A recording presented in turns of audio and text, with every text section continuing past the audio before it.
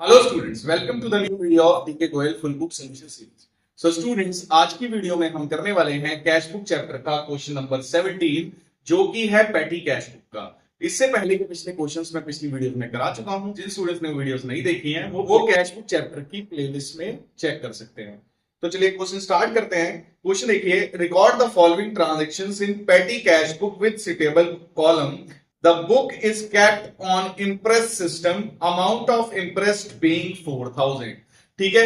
अब सबसे पहले ये इम्प्रेस सिस्टम क्या होता है? इम्प्रेस सिस्टम से पहले सबसे पहले हम एक बार फॉर्मेट देख लेते हैं कैश बुक का। तो कैश बुक का फॉर्मेट क्या होता है? कैश बुक का फॉर्मेट होता है amount receive, cash book folio, date, particular. यहाँ पे जो पर्टिकुलर होता है वो एक ही होता है। वैसे हमारी जो कैश बुक होती है नॉर्मल वाली, उसमें जो पर्टिकुलर होते हैं वो दो होते हैं।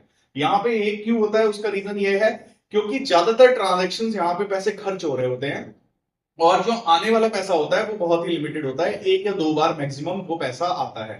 तो इसलिए इसमें डेबिट साइड का पर्टिकुलर नहीं होता, एक ही पर्टिकुलर होता है। उसके अंदर हम डेबिट और क्रेडिट दोनों रिकॉर्ड कर देते हैं। ठीक है। उसके बाद आएगा वाउचर नंबर। वाउचर नंबर के बाद अमाउंट पेड, जो हमने अमाउंट पे करी है। उसके बाद एनालिसिस और पेमेंट के अकाउंट बनाए जाते हैं। एनालिसिस और पेमेंट्स का मतलब जो पेमेंट ज्यादा होती है उसके नाम का अकाउंट बना दिया जाता है। तो मैंने यहाँ पे 5 एक्सपेंसेस डाल दिए हैं जो रिलेटिवली बिजनेस में ज्यादातर होते हैं। हमारे हिसाब से हर बिजनेस में अलग अलग एक्सपेंसेस हो सकते हैं, तो बिजनेस इसको अपने हिसाब से मॉडिफाई कर सकता है। यहाँ पे हमने एक स्टैंडर्ड एग्जांपल लिया है, तो हमने 5 स्टैंडर्ड एक्सपेंसेस डाल दिए। उसके बाद अगर कोई और एक्सपेंस होता है तो हम उसको कहां लिख देते हैं? उसे हम लास्ट कॉलम में लिख देते हैं, जो होता है मिसलिनियस एक्सपेंसेस। अब देखो, कैश बुक को बनाता कौन है? जो हमारा सीनियर अकाउंटेंट होता है वो कुछ पैसे हमारे जूनियर अकाउंटेंट या सीनियर स्टाफ में से किसी को दे देता है, जिससे वो ये कैश बुक बना ले। क्योंकि ये कैश बुक बहुत ही आसान होती है, तो एक बार सीनियर अकाउंटेंट पैसे दे देता है और जो जूनियर जो इसको बना रहा है वो क्या करता है? इसको बनाता रहता है और लास्ट में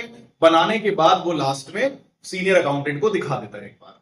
तो यहाँ पे इंप्रेस सिस्टम फॉलो किया गया है। अब ये इंप्रेस सिस्टम का मतलब क्या होता है? इसका मतलब ये है कि एक अमाउंट डिसाइड कर दी गई है। लाइक इस क्वेश्चन में डिसाइड कर दिया गया है कि 4000 का इंटरेस्ट होगा। मतलब 4000 का इंटरेस्ट का मतलब क्या होगा कि स्टार्टिंग ऑफ द मंथ में आपको 4000 रुपए दिए जाएंगे।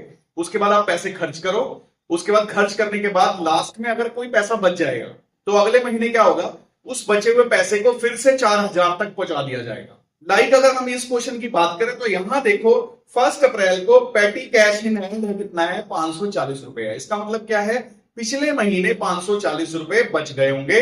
और इंटरेस्ट यहां पे कितना बोल रहा है? इंटरेस्ट बोल रहा है 4000 रुपए। मतलब क्या किया जाएगा? जो सीनियर अकाउंटेंट है वो पूरे 4000 रुपए कर देगा। यहां 540 तो पुराने बड़े हैं, तो 540 में वो 4000 करने के लिए कितने पैसे दे देगा? वो पैसे देगा 3460, मतलब 3460 रुपए वो और दे देगा और ये इंटरेस्ट बन जाएगा 4000 रुपए पूरा का पूरा। मतलब पिछले पैसे जितने भी दिए होते हैं उसको इंटरेस्ट के बराबर कर दिया जाता है। जितने कम होते हैं उतना सीनियर अकाउंटेंट और पैसे दे देता है। तो यहाँ पे एंट्री कैसे होगी? यहाँ पे हम स्टार्ट करेंगे। पहले तो हमारे पास बैलेंस दे रखा है। सारी ट्रांजेक्शन 2025 अप्रैल में हो रही है, तो हम लिखेंगे 2020 अप्रैल। ये तो हम लिख देंगे कॉमन। पहली ट्रांजेक्शन को हमारे पास बैलेंस पड़ा है, तो बैलेंस को क्या लिखा जाता है? डेबिट का बैलेंस है, इसलिए लिखेंगे टू बैलेंस बीडी। और ये कितना है? 540 रुपए। 540 रुपए ही आ गया। अब उसके बाद क्या है? उसके बाद 4000 रुपए हमें इंटरेस्ट करना था। 540 हमारे पास पड़े थे, तो सीनियर अकाउंटेंट ने क्या होगा? जो बचे हुए पैसे होंगे वो जूनियर अकाउंटेंट या जो भी इसको बना रहा है उसको दे दिए होंगे। तो बचे हुए पैसे कितने आएंगे? अगर 4000 रुपए करने हैं तो पैसा और चाहिए 3460, 3460 रुपए चाहिए। तो मींस फर्स्ट डेट को टू कैश अकाउंट से ये पैसा मिल गया। तो यहाँ पे जो लाइन लिखी थी, receive cash to make up the interest, ये हमारा पूरा हो गया। मतलब 4000 का इंटरेस्ट था, जो पैसा बचा था वो हमने अब ले आए हैं इस पैसे में। अब खर्चे होंगे, खर्चे हम सीधा लिखेंगे क्रेडिट साइड में। क्रेडिट साइड का मतलब अब सारी ट्रांजेक्शन बाय के अंदर होगी। अब सिंपल क्या लिखेंगे? नेक्स्ट है, एक ही तारीख को पेड फॉर ऑफिस क्लीनिंग। तो 1 तारीख को पैसा खर्च हुआ है तो बाय वाली साइड आएगा। और क्यों खर्च हुआ है? ऑफिस क्लीनिंग में खर्च हुआ है, तो हम लिखेंगे बाय ऑफिस क्लीनिंग। अब ऑफिस क्लीनिंग देखो कितने रुपए थे? 100 रुपीज। और ये किसी हेड में भी ऑफिस क्लीनिंग नहीं आ रहा है, तो जो किसी भी हेड में नहीं आएगा उसको कहां लिखेंगे? मिसलेनियस एक्सपेंसेस में लिखेंगे। ठीक है। अब नेक्स्ट देखो, 4 को पेड रेलवे फेयर 320। तो 4 तारीख को रेलवे फेयर का मतलब हो गया रेलवे का किराया। तो रेलवे फेयर 320 रुपीज। अब किराया क्या होता है? किराया होता है हमारा कन्वेंस, तो कन्वेंस के अंदर लिख देंगे कन्वेंस हेड में। उसके बाद नेक्स्ट आते हैं बस फेयर 280। बस फेयर पे किया तो 4 ही तारीख को है, तो लिखेंगे बाय बस फेयर, वो कितना है 280 रुपीज। अब बस फेयर भी कन्वेंस हो गया, बस का किराया वो भी कन्वेंस में आ गया। कन्वेंस का मतलब ही होता है आने जाने का किराया। ठीक, उसके बाद है नेक्स्ट वेजेस। तो 4 तारीख को वेजेस भी दिया हुआ है, तो हम लिखेंगे बाय वेजेस कितने रुपए हैं 150 रुपीज। तो 150 रुपीज की अमाउंट पे हुई है और वेजेस का अपना एक हेड है, तो वेजेस वाले हेड में लिख देंगे। उसके बाद नेक्स्ट देखो 5 डेट को bought shorthand notebook for office 370 rupees. Shorthand notebook खरीद ली, तो ये क्या हो गया? ये स्टेशनरी हो गई इसका मतलब। तो हम क्या लिखेंगे? सिंपल यहां लिखेंगे 5 डेट को बाय शॉर्ट हैंड नोटबुक कितने रुपए की थी? 370 रुपीज की। अब ये क्या होगा? ये स्टेशनरी का पार्ट हो गया, नोटबुक है तो क्या हो गया? स्टेशनरी का पार्ट हो गया, तो स्टेशनरी वाले हेड में हमने इसको लिख दिया। उसके बाद नेक्स्ट देखो 7 तारीख को paid carriage on parcels. Carriage का मतलब होता है किराया, पार्सल मतलब जो पार्सल सामान आने जाने का किराया होता है उसको बोलते हैं कैरिज कार्टेज फ्राइट। ठीक है, तो ये किराया होगा सामान का।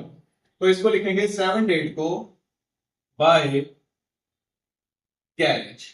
ठीक, कितने रुपए था? कैरिज हमारा था 150 रुपीज। अब कैरिज का हेड क्या होगा? कार्टेज हमें हेड दे रखा है, तो कैरिज कार्टेज फ्राइट सबका मतलब किराया होता है, तो वो इसी हेड में लिखा जाएगा। ठीक, नेक्स्ट आ जाओ पेड फॉर वेजेस 220। 7 ही तारीख को वेजेस भी भरी है, तो लिखेंगे बाय वेजेस 220 रुपीज। और वेजेस का यहाँ पे अपना ही हेड है, तो 2020 रुपीज अपने हेड में लिख देंगे। उसके बाद नेक्स्ट आओ 10 को बॉट स्टैम्प्स फॉर 300। अब 10 तारीख को स्टैम्प्स खरीदी, तो लिखो बाय स्टैम्प्स। अब ये कौन सी स्टैम्प होगी? ये पोस्टेज वाली स्टैम्प्स होंगी, तो पोस्टेज का अपना एक हेड है, तो उसके अंदर लिख देंगे कितने रुपए की थी? 300 की। पहले तो लिखो अमाउंट, उसके बाद इसको पोस्टेज एंड कोरियर वाले हेड के अंदर लिख दो। उसके बाद नेक्स्ट है एनवलप्स फॉर 450। एनवलप खरीदे, ठीक है। एनवलप क्या है? सामान जिसके अंदर हम पेपर को डाल के भेजते हैं, उसको एनवलप बोलते हैं। तो मींस 10 डेट को ही एनवलप भी खरीदे हैं, तो उसको लिखेंगे बाय एनवलप्स कितने रुपए के हैं? 450 रुपीज के। तो एनवलप कौन से हेड में आएगा? एनवलप हो गया हमारा स्टेशनरी हेड, स्टेशनरी के अंदर आएगा। ठीक है, उसके बाद नेक्स्ट आते हैं अकाउंट्स का रजिस्टर खरीदा 400 रुपए का, तो वो भी 10 डेट को लिखेंगे बाय अकाउंट्स रजिस्टर कितने रुपए का? 400 रुपीज का। तो 400 रुपीज भी स्टेशनरी हो गया, रजिस्टर है तो वो भी स्टेशनरी का पार्ट हो जाएगा। फिर आते हैं नेक्स्ट 12 को पेड फॉर रिपेयर 200। तो 12 डेट को लिखेंगे बाय रिपेयर 200 रुपीज। अब रिपेयर कहाँ है? रिपेयर का कोई हेड नहीं है यहाँ पे, तो रिपेयर का कोई हेड नहीं है तो कहाँ लिख देंगे? मिसलेनियस एक्सपेंसेस में लिख देंगे। उसके बाद नेक्स्ट आओ gave tip to office peon. तो अब हमने ऑफिस पियोन को 150 रुपए टिप दे दी, तो उसमें क्या लिखेंगे? 12 डेट को बाय टिप कितने रुपए की टिप दी है? 150 रुपए की। अब देखो टिप का भी यहाँ कोई हेड नहीं है, तो कहां आएगा? मिसलेनियस के अंदर आ जाएगा 150। उसके बाद नेक्स्ट 13 को गेव चैरिटी 100 रुपीज। 13 तारीख को चैरिटी दी, तो लिखेंगे बाय चैरिटी कितने रुपए हैं? 100 रुपए। अब चैरिटी, चैरिटी का कोई हेड है? चैरिटी का भी कोई हेड नहीं है, तो चैरिटी भी आ जाएगा हमारा मिसलेनियस एक्सपेंसेस। उसके बाद next serve tea to customer. Customer जो आए उनको चाय पिलाई 250 रुपए की। तो चाय समोसे या कोई खाने वाली चीजें होती है उनको बोलते हैं रिफ्रेशमेंट्स। तो यहां क्या बोला जाएगा? यहां पे 13 डेट को लिख देंगे बाय रिफ्रेशमेंट्स। रिफ्रेशमेंट के पैसे खर्च करेंगे हम कितने? 250। अब देखो रिफ्रेशमेंट का भी यहाँ ऐड नहीं है, तो कहां लिख देंगे? मिसलेनियस के अंदर लिख देंगे। उसके बाद नेक्स्ट आओ 15 को पेड फॉर वेजेस 160। तो 15 को लिखेंगे बाय वेजेस 160 रुपीज। अब वेजेस का अपना हेड है, तो वही लिख देंगे 160 रुपीज। उसके बाद नेक्स्ट है रिवार्ड टू सर्वेंट 100 रुपीज। तो ये क्या लिखेंगे? By reward to servant. हमने सर्वेंट को रिवॉर्ड दी कितने रुपए? हमने 100 रुपए रिवॉर्ड दिया। अब यहां देखो ऐसा कोई हेड नहीं है, तो ये भी आ जाएगा हमारा मिसलेनियस एक्सपेंसेस में। ठीक, अब हम इसका आंसर निकालेंगे। आंसर निकालने के लिए पहले इसका टोटल करेंगे। इस साइड का टोटल हमारा आएगा 4000 रुपए। क्योंकि ये तो हमें पहले ही पता था। ये वाला टोटल हम यहां लाएंगे 4000 का 4000, इसमें से ऊपर की सारी वैल्यू माइनस कर देंगे। अब इनमें से सारी वैल्यू माइनस करके हमारा जो आंसर आएगा वो है 300 रुपीज। तो यहां लिख देंगे हम बाय बैलेंस CD 300। ठीक है, अब जो ये आंसर आया है इसके आगे हम इनके भी टोटल करके लिख देंगे। लाइक पोस्टेज एंड कोरियर का आ जाएगा 300, इसका प्लस करो ये आएगा हमारा 530 रुपीज, इसका टोटल करेंगे तो आएगा 600 रुपीज कन्वेंस का, और नेक्स्ट कार्टेन का टोटल आएगा 150, इसका टोटल करेंगे ये होगा 850 प्लस 370 हो गया 1220 रुपीज। अब मिसलेनियस एक्सपेंसेस का टोटल करेंगे तो हमारी वैल्यू आएगी 900। ठीक है, उसके बाद हम यहाँ पे लाइन खींच देंगे, मतलब ये सारा बैलेंस एक लाइन के अंदर आ जाएगा। ठीक है, आई होप आपको ये क्वेश्चन अच्छे से समझ आया होगा। ऐसी ही अकाउंट्स की वीडियोस देखने के लिए वीडियो को लाइक करें, चैनल को सब्सक्राइब करें। मिलते हैं नेक्स्ट वीडियो में इस चैप्टर के नेक्स्ट क्वेश्चन के साथ।